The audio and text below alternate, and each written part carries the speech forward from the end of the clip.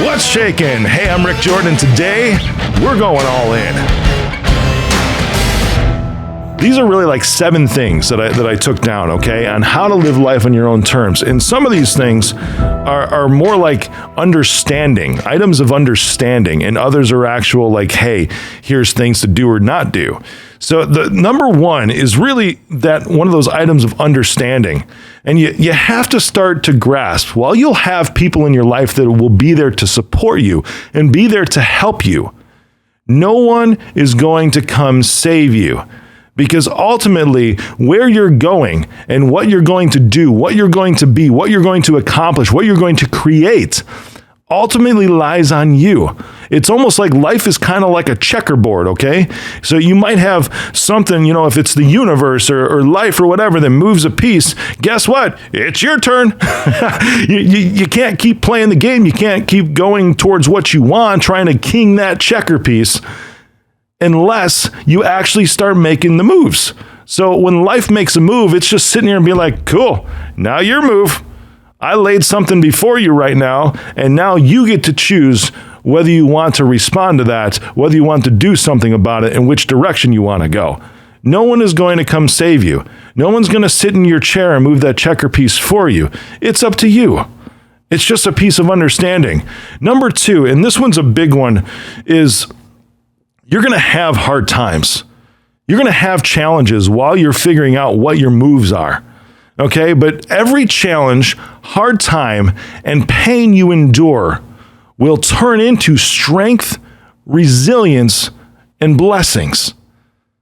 Did you catch that?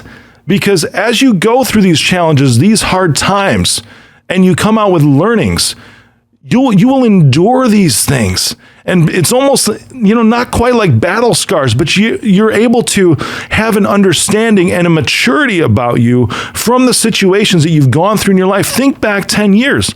I know that I have a ton of learnings myself from when my dad died, from my first job at McDonald's, from a bunch of different things that I've done in life, from getting fired, laid off from a job. There's so many learnings that I have from mistakes that I've made that created hard times. Like I made mistakes and it created hard times and some pain. Yes, but all those turned into me being able to figure out how to move past those, which means that, hey, you know what?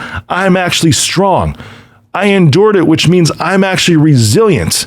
And because of those things, now I can reap the blessings in my life because of how I've righted my ship, or because of how I've dealt with these things that some of them may not have even been in my control, but they were thrust upon me, and it's how I responded to them is what made me strong and resilient to achieve those blessings in my life. Number 3, this is more of like an understanding, okay? Another one of those understandings on how to live life on your own terms. Don't expect people, you ready for this? Don't expect people to be honest who lie to themselves. And this kind of has to do with like circles around you on how to live life on your own terms and who has access to you, who you should let in those circles, who will keep you held back because they want to stay in their comfort zone and they want to be comfortable with you staying in the same place you are. They're lying to themselves because they're in that safe place of suffering.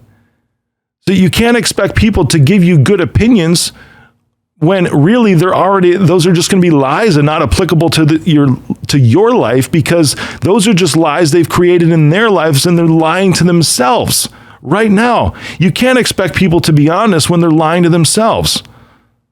Number 4 is you don't owe anyone an explanation or justification, especially when you decide to cut people out of your life. Those people that we were talking about in number 3. Or you start to distance yourself from them, maybe even temporarily, because you're doing what's best for you. And that's okay. There's this thing that we have in human society that, we have to have closure on things. And it's this somewhat of a longing desire, but I'm going to tell you right now that closure is actually designed to keep you stuck. You might never get closure, but you can still have healing. Did Do you hear me? You might never have closure, but you can still have healing. And that's because of the choices that you made, and you do not have to explain those. You do not have to justify those to anyone. This will be the toughest with family, with close family, maybe with parents, maybe with siblings. It'll be the toughest there, because as you start to grow, the people that are closest to you are the ones that are going to nag at you the most. This is something that I've learned in my life too, is that the people that are closest to you, they've just known you the longest. They're familiar with where you're at right now, and they won't understand. So even if it's just temporary to where you start to distance yourself from those people, it's okay. You don't owe anyone an explanation or justification for your choices. And this number 5 here goes along with this, is that don't argue with them. Because sometimes, because of their traumas, they actually want to misunderstand you. Like they have a filter up there. So don't argue with people who want to misunderstand you. This is just a red flag to say that if that's that person, that you absolutely need to distance yourself from them. Starve them with silence. It's okay. Don't engage. Because it's only going to bring you down and trigger you. That's the whole reason for distancing yourself from that person in the first place. Because they have this thing and they like being stuck in their cycles, in their traumas. And they want to misunderstand you because they just want to sit in their crap. It's okay to not argue with people who want to misunderstand you. That's how you know that it's time to distance yourself from those people. Number 6, I love this one. Because all of this, even when it comes to, like I was talking, like family and whatever, those people that are closest to you, that'll be the ones that will be the hardest on you when you start to grow, is life is just way too short just to live for the weekends. Life is just way too short just to live for the weekends. There's so much more to life and more fulfillment every single day of the week. And what I'm getting by this is your purpose can be linked into your job. It can be linked into your career. It can be linked into your business. It can be linked into your dreams and your visions. And those don't take days off. There's this concept of integration that I talked about way long time ago, like in episode 2 or 3, on how life and work and family and everything is just all one. There's not time set aside for that stuff. Even if you're punching a clock in a manufacturing plant, you still don't just live for the weekends, because the choices that you make at your job affect your family. The choices you make at home affect what you do at your job.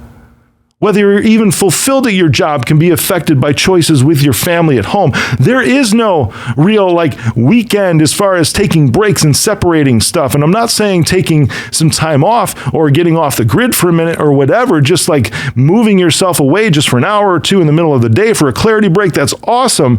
I'm talking about this segregation between your purpose and your job and your family. Or your separation or segregation between Monday through Friday and Saturday and Sunday. Your purpose does not know weekends. Your joy and happiness doesn't have to just be on the weekends. You need to be joyous and happiness. You deserve to be joyous and happiness every single freaking day of the week. So if you put your purpose on hold to say, I'm only going to touch this on the weekends, I'm only going to start my side hustle on the weekends, because maybe someday,